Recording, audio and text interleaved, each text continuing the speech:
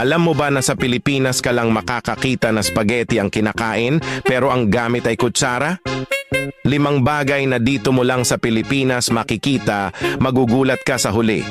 Una, sa Pilipinas ka lang makakakita na sira na ang relo pero ginagamit pa din. Pangalawa, sa Pilipinas ka lang makakakita na ang kapitbahay ay kilala ka lang kapag hihingi ng dahon ng malunggay. Pangatlo, sa Pilipinas ka lang makakakita ng sapatos na binibinyagan.